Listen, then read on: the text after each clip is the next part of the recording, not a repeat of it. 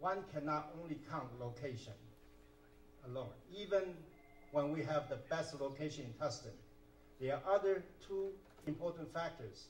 One is the product, one is the service. Service is my responsibility. I can count on my staff to deliver the best service possible. But the product, we have to count on partner or manufacturer from Acura. And over the years, Acura has come out a stream of winning products. From the first years, Legend and Integra, those of you still remember Legend and Integra, to our current years, MDX, TL, they remain very popular among consumers as reliable performance luxury vehicles. To bring us back to the memory lane and to show us how we have evolved from the first Legend to the current TL, let's welcome the Chief of Acura Sales Division, Jeff Conrad.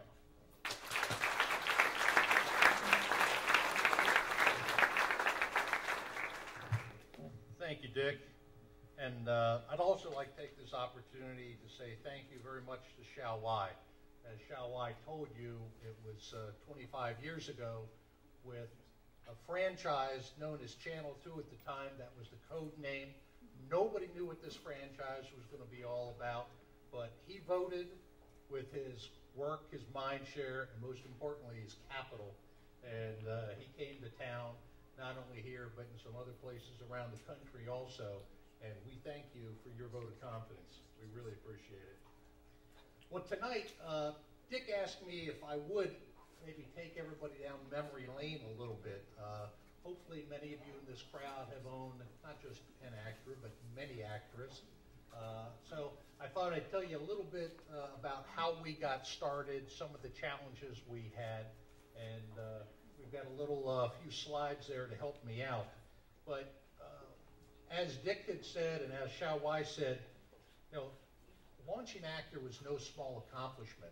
You know, you think back when we launched in 1986, it was March 27th, 1986. You know, we were known, the Japanese brands were known for small, fuel-efficient Econo boxes. Really, it's what it was all about. And the fact that we were going to go upscale, and we were going to go against the Europeans, there were a lot of people said, "You're crazy. That can't be done. Nobody will buy it." Well, the fact was, that was 25 years ago. And now we've established a pattern in design, performance, and engineering that endears today in all of our products. So to get things started, it was back a few months ago, I was in the Chicago Auto Show, and we had about a 2-minute tape that we used in front of all the journalists, what they call press days, and we were debuting the restyled TL.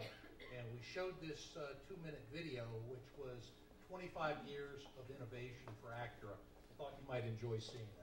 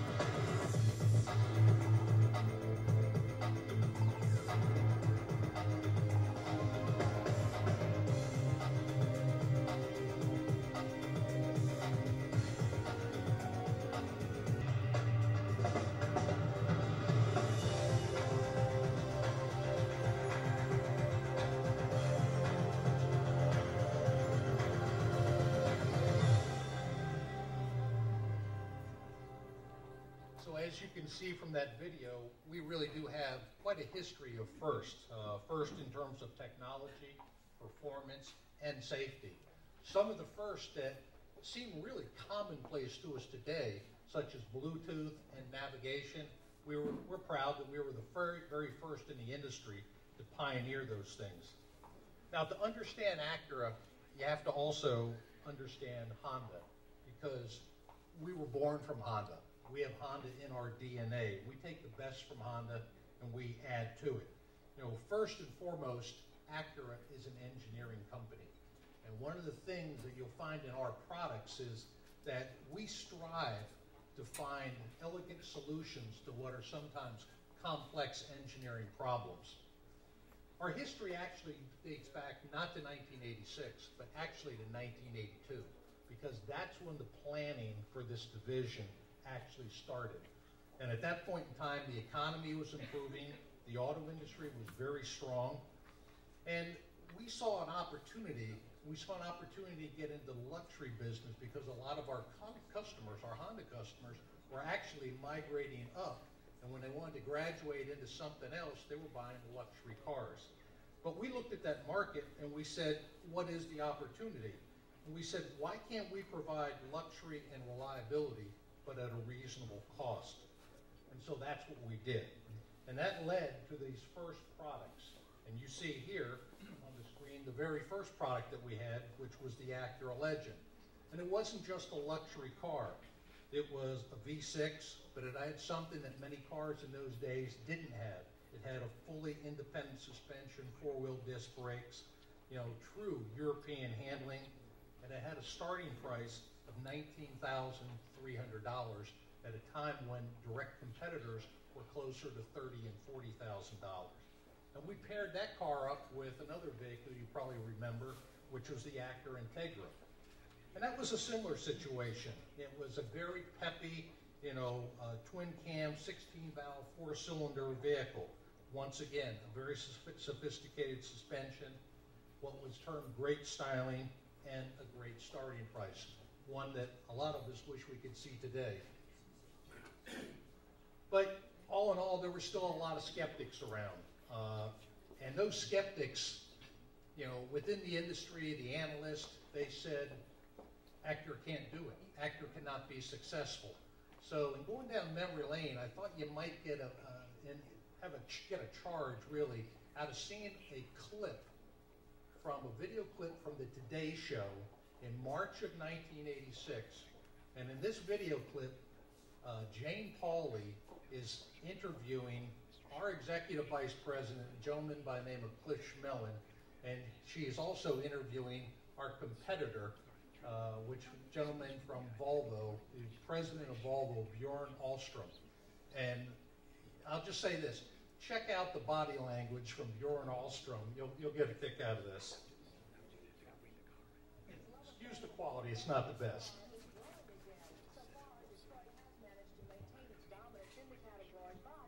In recent years, the European luxury imports like the Mercedes-Benz. So while Mr. Ahlstrom and some of the industry was a bit critical of our decision at the time, I would like to point out that the first year sales were 53,000 units, second year sales were 100,000 units plus, and they were higher than Volvo sales. So once we had things rolling, we introduced a few cars. We set our we set our sights on building a supercar that many of you would probably remember. And we saw an opportunity at this point in time to reinvent the sports car. Prior to that, sports cars were thought to be high performance but unreliable, expensive to repair, quirky. And somehow quirky was supposed to be good. Well, we asked a question. We said, why can't a sports car offer performance, comfort, reliability, and have a low cost of ownership? So with that, in 1990, the Acura NSX was born. And this vehicle featured first aluminum frame as well as a body, weighed under 400 pounds, body weight under 400 pounds, meaning gave better performance, better fuel economy. First use of a VTEC engine, variable valve timing. First engine with titanium connecting rods led to increased performance and durability. and all with a starting price of $60,000 when the competitors at the time were $120,000. And as indicated here, Motor Trend gave us the best accolade ever, best sports car ever built. So over the years, we had a lot of firsts for Acura. We were the first import luxury brand to manufacture cars here in the United States. Today, many of you may know, but over 85% of the Hondas and Acuras that are sold in the U.S. are actually manufactured in North America. Continuing the list of first, we had the first sport utility from a luxury manufacturer, the Acura SLX. And then an iconic entry came after that. It was the next generation of SUV that we brought out, which was the original Acura MDX, and it was introed in the year 2000. And this vehicle was the first sport utility that was from us, that was designed, engineered, and manufactured in the U.S. And it was also the first sport utility in the industry to meet what we called the ultra-low emission vehicle standards that the government had at the time. So we also tended to, produce what we consider to be advanced luxury performance vehicles. And our racing efforts help define what our vehicles are all about. At Acura and at Honda, we take racing very seriously. You know, on an international scene, we're involved with Formula One. Here in the U.S., we've been involved with kart and now IndyCar racing for many years, and most recently, the American Le Mans Series. And in fact, our first year in American Le Mans was 2007. We placed first, second, and fourth at 12 hours of Sebring in Sebring, Florida. And you might say, well, a lot of people race. Well, we race because we learn. And we learn a lot, and we apply that to our vehicles. In fact, over the years, many of our brightest young engineers have been assigned to the Formula One program for what they learn and how fast they have to react, because we want that same type of decision-making in everyday business. Safety has also been a major concern of ours over the years. We were the first car manufacturer, or the first company to receive 5-star crash safety ratings in every vehicle in 2009. And then in 2010, Acura was named by Automotive Lease Guide as having the highest residual value of any luxury brand. What's it mean for you? Well, it means lower cost of ownership and better value at trade-in when you go to trade it in. And Acura was built on the idea of continuous improvement. It was that way 25 years ago. It's that way today. And that means that we never rest. Good is never good enough. And so the new TL that you're going to hear more about tonight was actually a perfect example of that refined styling, the quicker acceleration, and the better fuel economy. And the marketing of that TL, we wanted to promote the fact that this luxury sedan is aggressive yet refined. So something's changed. It's more refined, more elegant, but it's still aggressive. So we teamed up with Calvin Johnson of the Detroit Lions, and we did a spot to try to capture that moment.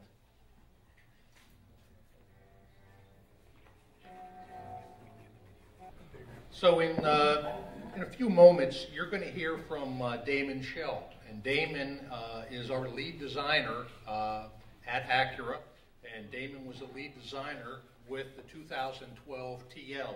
And he's going to take you through some of the thoughts that went through his mind as they redesigned this vehicle.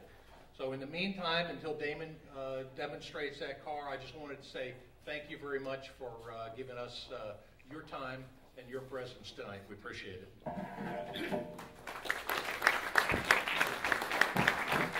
Well, thank you, Jeff. It certainly brought back a lot of memories. We love those cars. If you can, those of you who have not seen the picture over there, we have a lot of old luncheon of the various products, including one time we have an NSX club. We had people bring about 20 NSX parked over in our display area because they enjoy the product so much. So thank you, Jeff, Acura, for bringing such a wonderful vehicle year after year. At this time, I'd like also to introduce several VIP from Acura. Dennis Mann, our former Division Chief of Acura. Where's Dennis? Over there. And current Vice President for Logistics for Acura. Dave Adair, our Zone Manager. Dave over there. And Assistant Zone Manager, P.T. O'Reilly. Peter Vikurovic.